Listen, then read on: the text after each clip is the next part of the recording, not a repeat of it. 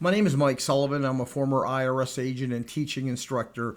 Welcome to my YouTube station. I'm in my home. It's not a fake background. It's actually right off my living room. I've been doing this for years. I have thousands of YouTubes up, and I'm an expert. I've worked thousands of IRS cases. Well, I'm old as crap. I should, but I am an expert. I have a big Facebook group. I've been on the national news many times. Just check my website out so I don't have to go over this crap at 777irs.com. I want to talk to you today about the currently non-collectible program that IRS has. It's called the Hardship Program. It goes by many names, but technically it means currently non-collectible. So what is this all about? Well, IRS knows you have a tax debt, so IRS has to close the tax debt. IRS looks at your financial statement and they make a determination what they're going to do. There's three ways you can generally close your IRS debt. Generally, there's a couple others, but the main ones: by currently non-collectible,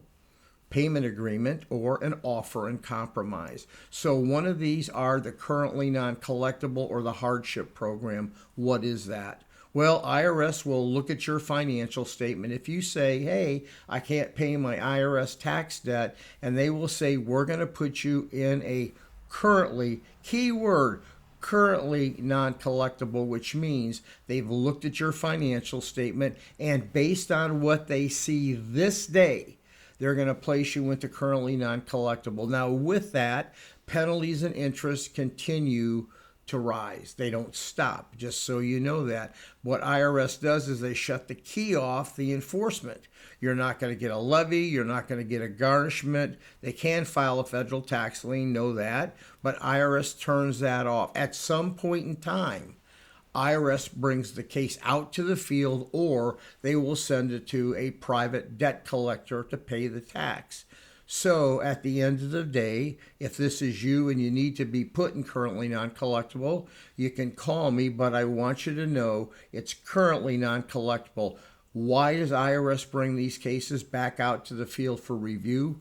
Two ways. The algorithm that IRS has says, hey, it's time to bring the case out to the field. We want to look at it again. That's what the algorithm does, depending on the inventory and who can handle the case, or your adjusted gross income. So let's say I was a revenue officer, which I was, and I said, gee, based on this case, if this person made $60,000 a year, I want to see the case back out to the field. So the agent closing your case can put a closing code on it. Thus, it brings it back to the field. I am an expert in currently non-collectible. I've been doing this 51 years. I give you the inside scoop. I was the IRS.